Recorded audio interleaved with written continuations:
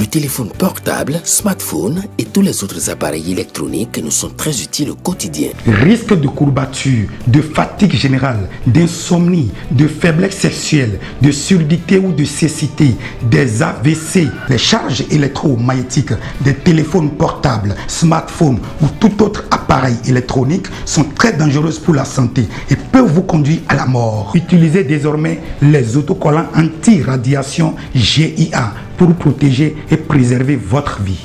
Les amis, faites comme moi, Gégé Lapino, en adoptant DMA GIA.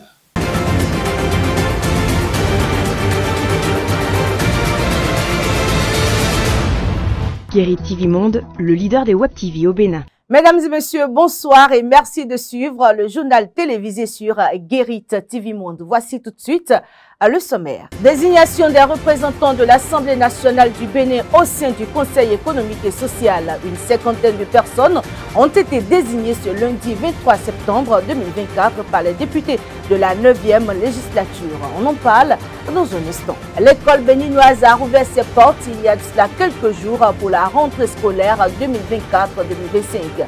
L'école primaire publique Gounet à Parakou fait déjà face à de nombreuses difficultés. Le constat, c'est dans ce journal avec notre équipe de l'antenne régionale septentrionale basée à Parakou. Nougré Gaza, président du Parti du Rassemblement de la Nation centrafricaine, un groupe rebelle expulsé de France, a été arrêté dès son arrivée à Bangui, capitale de la Centrafrique. On en parle dans la page internationale de cette édition. À nouveau, bonsoir et bienvenue. À moins de 2 ans des élections générales de 2026, le code électoral modifié par les députés le 5 mars dernier continue de susciter des réactions au sein de l'opinion publique, tandis que certaines voix s'élèvent et réclament sa relecture. D'autres estiment qu'il contribue plutôt au renforcement du système partisan. Mais que faut-il faire si le code électoral reste en l'état? Que se passera-t-il en 2026? La réponse à ces questions dans cet élément proposé par la rédaction. Suivez plutôt le récit d'Anselme Orisha. En 2026, le Bénin se prépare à organiser pour la première fois des élections générales, conséquence de la révision de la loi numéro 2019-40 du 7 novembre 2019, modifiant la constitution de 1990. Alors que cette échéance est attendue avec impatience, certaines inquiétudes persistantes quant à l'organisation et aux conséquences des résultats en raison des récentes modifications du code électoral. Adoptée par l'Assemblée nationale le 5 mars 2024, cette nouvelle loi a fait l'objet de vives controverses malgré sa validation par la Cour constitutionnelle et sa promulgation par le président Patrice Talon. Des appels à la relecture du code électoral. Plusieurs voix appellent à une révision urgente de ce code électoral. La conférence épiscopale du Bénin, le cadre de concertation des confessions religieuses, un collectif de juristes et l'association Voix citoyenne unie ont tous exprimé leurs préoccupations face à son caractère essentiellement exclusif pouvant conduire à des violences électorales. Ces acteurs plaident pour une relecture de certaines dispositions afin de garantir un processus inclusif et équitable. Le seuil de 20%, un point de discorde majeur. L'une des mesures les plus controversées est l'exigence d'obtenir au moins 20% des suffrages exprimés dans chacune des 24 circonscriptions électorales pour prétendre à un siège de député. Ce seuil qui remplace celui de 10% est vu comme une barrière trop haute pour les partis politiques. De nombreux observateurs craignent qu'il favorise un parlement sans diversité, comme lors des législatives de 2019 où l'absence de pluralité politique avait engendré des tensions. Le risque d'un vide juridique. Au-delà de l'aspect d'exclusion, l'exigence de 20% pose également la question d'un éventuel vide juridique. En se basant sur les législatives de 2023, aucun parti politique n'avait atteint ce seuil au niveau national et encore moins dans les 24 circonscriptions électorales. Même avec le seuil de 10%, seuls 3 partis avaient pu franchir cette barre. Si la révision du code électoral reste en l'état, il est probable qu'aucune formation politique ne remplisse cette condition, créant ainsi une absence de partage des sièges. Bien que la loi permet aux partis de procéder à des alliances afin de cumuler leurs voix, il est possible que cela ne suffise toujours pas à atteindre les 20%. Ce scénario pourrait créer un vide juridique et entraîner une période de transition avant l'organisation de nouvelles élections vers une nouvelle révision de la Constitution. Face à ces défis, dit, il est important que les acteurs électoraux se concertent pour éviter une crise institutionnelle. Une révision du code électoral semble indispensable pour garantir des élections inclusives et apaisées en 2026. Un consensus national autour des règles électorales est nécessaire pour préserver la stabilité démocratique et renforcer la confiance des citoyens dans le processus électoral. En bref, les députés de la 9e législature ont procédé ce lundi 23 septembre 2024 à la désignation des représentants de l'Assemblée nationale du Bénin au sein du Conseil économique et social. Au total, 51 personnes ont été désignées par les députés pour représenter l'Assemblée nationale au sein du Conseil économique et social. En détail, le Parti Union progressiste Le Renouveau a envoyé 25 membres, dont un au plan national et 2 par département. Le Parti Bloc républicain, le Parti Les démocrates ont désigné chacun 13 personnes à raison d'une personne par département et une personne au plan national. Parlons à présent éducation. Les meilleures filles du Bénin aux examens du CEP et du BPC ont participé ce samedi 21 septembre 2024 à la demi-finale du concours féminin d'art oratoire. Elles parlent. 6 lauréats ont été retenus pour la phase finale prévue pour le 12 octobre prochain. Ce concours organisé dans tous les départements du Bénin est soutenu par l'Institut national de la femme. Le compte rendu, c'est avec Latifat Kouinou. Les enseignants relèvent la propension des élèves à tout écrit en SMS. Plusieurs thématiques ont été abordées par ces lauréates qui participent au concours féminin d'art oratoire. Elles parlent, organisé dans les 12 départements du Bénin. Cette initiative de l'association Réseau Wanignon, initiative citoyenne, soutenue par l'Institut national de la femme et accompagnée par les préfectures, met en compétition les 10 meilleures filles du Bénin aux examens du CEP, BPC et BAC, session de juin 2024. À Abomey, dans le département du Zou, ce samedi 21 septembre 2024, les meilleures filles aux examens du CEP et du BPC ont pris part à la demi-finale de la compétition. Elles ont démontré leur capacité à parler et à développer une idée devant un jury et un public. Une femme multitâche et éducatrice qu'elle est dans ce bas monde a la capacité d'étudier. À l'issue des prestations, le jury a livré le résultat des compétitions. Soglo Marie de Madeleine. Aujourd'hui où le monde prône l'égalité genre, ne pas polariser une fille, c'est fausser les bases du développement. La femme, depuis la nuit des temps, a prouvé de par son ingéniosité qu'elle demeure un maillon très important dans l'équilibre et dans la recherche des ressources vitales. Couple non immaculé. Mais force est de constater aujourd'hui dans nos villages, comme Yayarou au nord, à Dja, chez les Gando, que c'est uniquement le jeune garçon qui est inscrit à l'école. Nos parents bafouent l'éducation de nos jeunes filles, ignorant qu'elles sont dotées d'une grande intelligence et sont indispensables pour la société. Pour les jeunes, fumer est souvent un rite de passage à l'âge adulte. Le tabagisme actif a des conséquences dangereuses sur l'organisme, telles que le cancer du poumon, les crises cardiaques, une mauvaise haleine, une diminution du niveau d'énergie du poumon et de l'odorat, un souffle. Agenda Femi Marie-Michel ont été sélectionnés dans la catégorie des poussins. Babadirou Soledad. Aujourd'hui, bon nombre d'élèves ne peuvent écrire une phrase sans des abréviations. Il a été remarqué que les enfants passent beaucoup plus de temps sur les réseaux sociaux qu'à étudier, ce qui influence négativement les résultats scolaires. À Claude Brigitte. On retient que la cybercriminalité est une pratique dangereuse aussi bien pour le cybercriminel que pour sa victime. Il faut donc la combattre sous toutes ses formes pour le bien-être de la société. L'amour peut attendre. Les études doivent être la priorité d'un élève conscient. Les femmes et les hommes, on en dénombre assez dans le pays. Lorsqu'on a un bon emploi ou un bon diplôme, on est sûr d'avoir une femme ou un homme qu'on désire. T5B Esther sont les 3 noms retenus dans la catégorie des minimes. Sélectionnés pour la finale, prévue pour le 12 octobre prochain, les lauréates sont heureuses de poursuivre la compétition. Je suis très contente d'avoir participé à ce concours et d'avoir été parmi les meilleurs. Je tiens à remercier les organisateurs de ce concours et ceux qui ont participé aussi. Je promets qu'au plan national, je serai la première et j'honorerai mon pays et mon département. Je suis très contente d'avoir participé à ce concours, d'être la première de ce concours et d'être la représentante du concours Elle parle tout. Il faut avouer qu'ils ont fait un travail excellent. Et le premier travail, c'est déjà de prendre la décision de participer.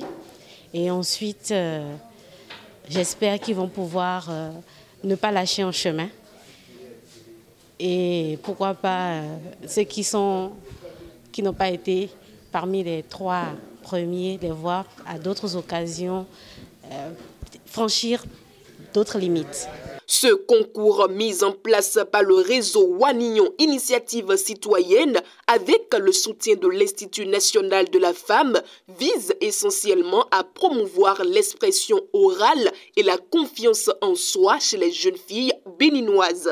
Elle est saluée par les parents. Moi, je ne peux que remercier les organisateurs de ce concours et remercier aussi les parents que nous sommes et aussi remercier les lauréats, c'est-à-dire les candidates, pour les efforts fournis. Je voudrais remercier l'ONG Elle parle pour cette initiative qu'est de faire la promotion de la femme, puisque ce n'est plus un sujet tabou aujourd'hui. Et toutes nos félicitations à toutes les candidates qui ont presté. Le concours féminin d'art oratoire Elle parle est également soutenu par les directions départementales de l'enseignement maternel et primaire ainsi que par celles de l'enseignement secondaire, de la formation technique et professionnelle. La finale de ce concours, qui sera organisée au Palais des Congrès de Cotonou, s'inscrira dans le cadre de la Journée internationale de la fille. Parlons toujours éducation, mais cette fois-ci dans le nord du Bénin. La rentrée scolaire 2024-2025 a eu lieu le lundi 16 septembre 2024 sur toute l'étendue du territoire national. Bien que les activités pédagogiques aient repris de plus belle, plusieurs écoles rencontrent déjà des difficultés. C'est le cas de l'école primaire publique Goune, située dans le 1er arrondissement de Parakou. Pour vous en convaincre, suivez le compte rendu de notre équipe sur place. Anselmo Richard, David Yémé pour le point. Tout comme dans plusieurs écoles du Bénin, la rentrée scolaire 2024-2025 a été effective à l'école primaire publique Goune 1 dans le 1er arrondissement de Parakou. Les activités pédagogiques vont bon train selon les responsables de la dite école. La rentrée scolaire a bien démarré comme prévu. Nous avons commencé depuis le lundi 16 et les enfants sont au rendez-vous. Nous sommes pratiquement à 90% de notre effectif. En général, tout va bon train. Le second volet, la cantine scolaire aussi, nous sommes en train de tout faire comme cela se doit. Depuis lundi, les enfants mangent de bons repas chauds et de qualité. Le mardi, on a commencé les évaluations diagnostiques comme de coutume au début de chaque année scolaire pour évaluer, pour vérifier le niveau d'acquisition des enfants de l'année passée. Donc on a commencé l'évaluation diagnostique le mardi, on a déjà achevé. Nous sommes maintenant en train de corriger. Cependant, des difficultés subsistent. En plus du manque de salles de classe, les acteurs de l'école évoquent les effectifs pléthoriques, ce qui n'est pas sans impact sur l'assimilation des cours par les apprenants. Nous n'avons pas de salle de classe. Avec le concours des parents d'élèves, le bureau APE arrive à construire des appartements. Nous manquons aussi de tables-bancs. Nos enfants ne sont pas encore assis confortablement. Ils sont au moins 3 par table, par moment 4. 4 par table, ce n'est pas de bonnes conditions. Donc, alors que ce sont des tables qui sont prévues pour 2 enfants. Voilà. Donc nous vivons cela avec beaucoup de regrets. Nous avons cette classe autorisée, mais sur le terrain, nous avons pratiquement 9 cours. On a manque de modules. Il y a des classes, l'effectif là c'est pléthorique. Et c'est ça notre problème cruel même. C'est un exemple, hein, la classe de CE1. On a plus un effectif de 112 pour qu'un maître gère ça vraiment. Et c'est les difficultés là qu'on a. On a appelé, on a fait l'AG, on a posé le problème au niveau des parents. Donc on est obligé de scinder la classe de CE1 là en groupe A et B. L'école EPP Gounès, c'est une école vraiment très particulière vu son effectif et surtout de la classe de CE1. D'abord ils sont venus mais jusque-là ils ne sont pas, disons que c'est la moitié qui est venue. Il y a de pléthore dans la classe. Nous enseignons de gérer la classe depuis l'année scolaire passée qu'on a déjà connu cela. Donc nous enseignons de par les expériences, par le tact et doigté, on arrive à le gérer. Par ailleurs, les démarches menées auprès des autorités compétentes n'ont jusqu'à présent pas porté les fruits. Donc c'est l'occasion pour moi d'adresser ce message à notre autorité, notre première autorité au plan local, monsieur le maire, pour qu'il pense à l'école primaire publique de Gounès 1.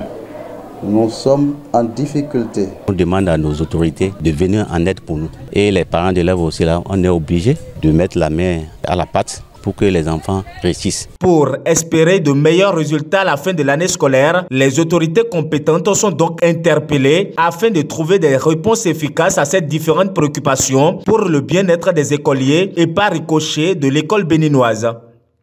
La stigmatisation sociale de l'absence d'enfants, en particulier pour les femmes stériles, conduit encore à l'isolation et à la stigmatisation dans de nombreuses cultures. Bien que les facteurs féminins contribuent à environ la moitié de tous les cas d'infertilité, les femmes sont majoritairement perçues comme étant la partie responsable de l'infertilité au sein d'un couple et par conséquent, la souffrance sociale associée à l'infertilité tend à être plus grande pour elles. Cela peut même conduire au divorce ou à des violences physiques ou psychologiques. Mais faut-il quitter sa conjointe pour infertilité? Le sage Moïbi Karimou donne son point de vue.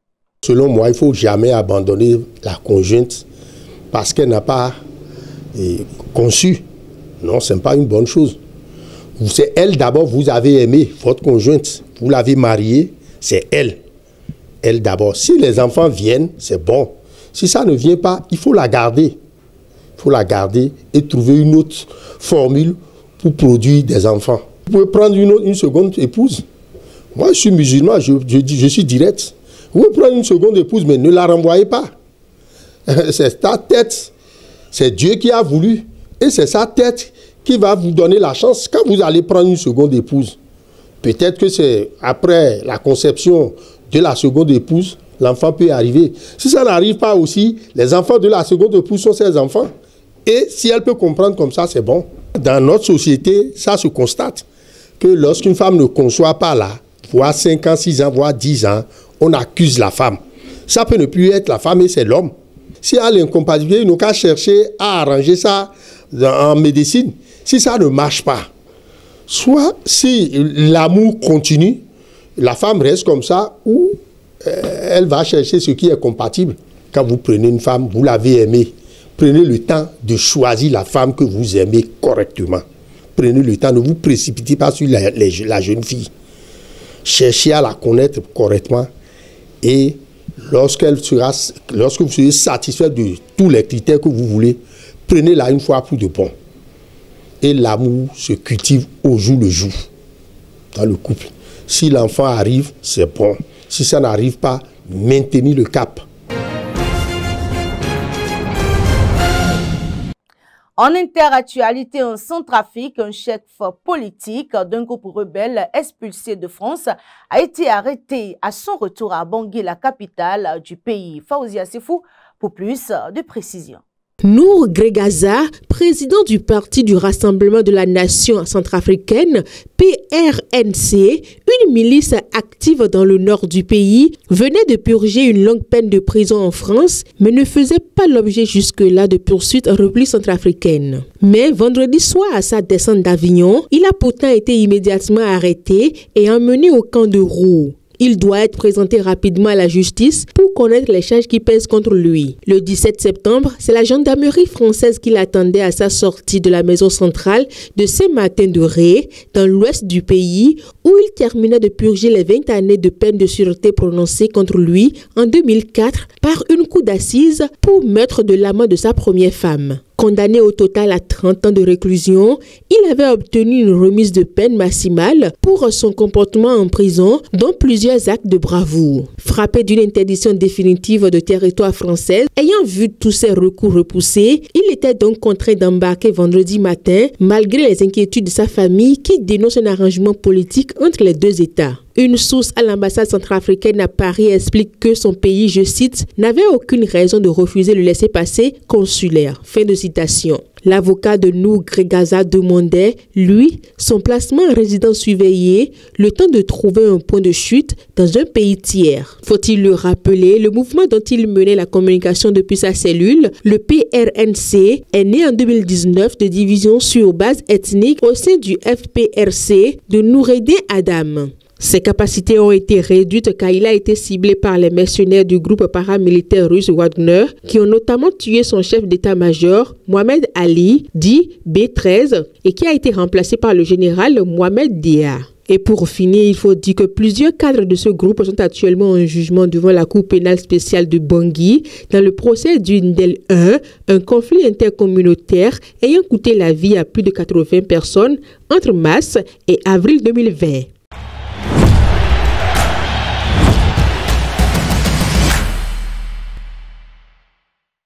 Merci à vous, Faouzia Sefou. En page sport, le Bénin est fièrement représenté au championnat du monde de cyclisme et paracyclisme sur la route 2024 à Zurich grâce à l'athlète Remion Awissou. Cette compétition démarrée hier dimanche 22 septembre prendra fin le 1er octobre prochain. En foot, les Guépards du Bénin ont un double rendez-vous avec les Amavubi du Rwanda dans le cadre des 3e et 4e journée des éliminatoires de la CAN 2025. N'est-ce pas, Patrice Ayonton? Pour Emion, il s'agit de sa toute première participation à un championnat de cette envergure. Dans une déclaration avant son entrée en lice le dimanche 22 septembre 2024, elle a exprimé son enthousiasme et sa motivation. Je cite, « Je suis vraiment motivé car c'est la première fois que je participe à une course pareille. J'ai un sentiment de joie. Je veux bien montrer de quoi je suis capable. » D'une formation à une autre, la première rencontre opposant les Guépards du Bénin aux Amavubi du Rwanda se tiendra le 11 octobre 2024 à 16h au stade Félix Houphouët-Boigny à Abidjan, en Côte d'Ivoire. Le match retour entre le Rwanda et le Bénin se jouera le 15 octobre 2024 à 16h au stade Amahoro de Kigali au Rwanda. Il faut noter qu'après les 2 premières journées des éliminatoires de la CAN 2025, le Nigeria occupe la première place avec 4 points grâce à une victoire et un nul. Le Bénin est 2e, suivi du Rwanda et de la Libye qui ferme la marche. Ce sera tout pour cette édition du soir. Merci de nous avoir suivis et bonne fin de soirée à vous.